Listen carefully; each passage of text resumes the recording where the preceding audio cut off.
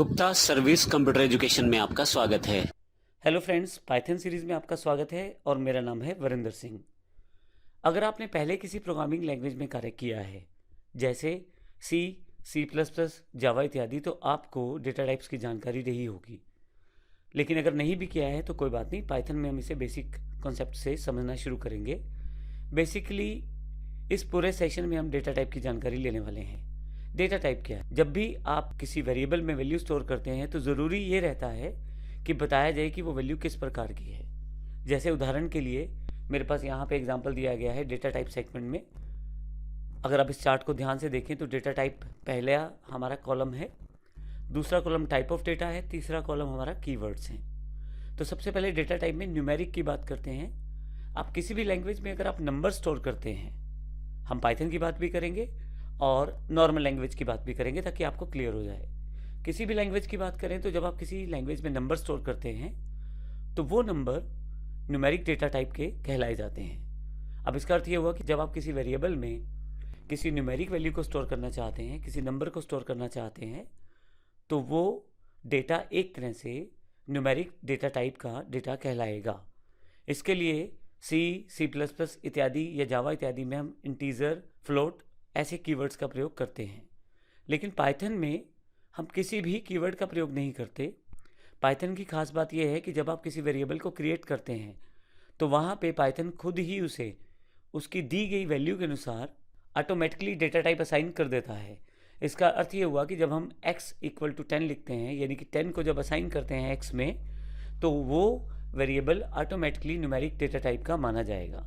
जबकि C या C++ languages में हमें प्रॉपरली इंटीजर, फ्लोट, डबल इत्यादि जैसे कीवर्ड्स का प्रयोग करना पड़ता है, ये दिखाने के लिए कि यह जो वेरिएबल है ये पर्टिकुलर डेटा टाइप का है।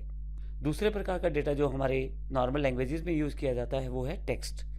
अगर आप कोई करैक्टर लिखना चाहते हैं या नंबर ऑफ करैक्टर को इकट्ठा लिख के कुछ बड़ी लाइन लिखना चाहते हैं, जैसे मैंने यहाँ अम्बाला टाइप किया है, आप बड़ी बड़ी लाइन्स भी टाइप कर सकते हैं, तो ऐसी डेटा को हम टेक्सचुअल डेटा कहते हैं या टेक्स्ट डेटा टाइप का डेटा वो माना जाता है। तो इस केस में मोस्ट ऑफ द लैंग्वेजेस में हम CHAR करैक्टर या स्ट्रिंग STRING कीवर्ड का प्रयोग करते हैं।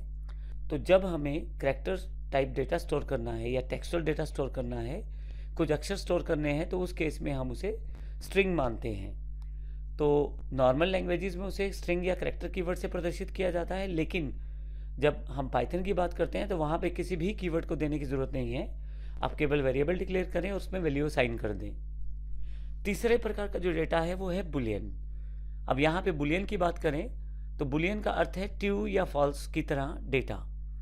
अब नॉर्मली कई बार ऐसा होता है आपको प्रोग्रामिंग में ट्रू या फॉल्स वैल्यू को स्टोर करना है, तो ऐसे केस में इस वैल्यू को स्टोर करने के लिए आप बुलियन कीवर्ड का प्रयोग करते हैं नॉर्मल लैंग्वेजेस में।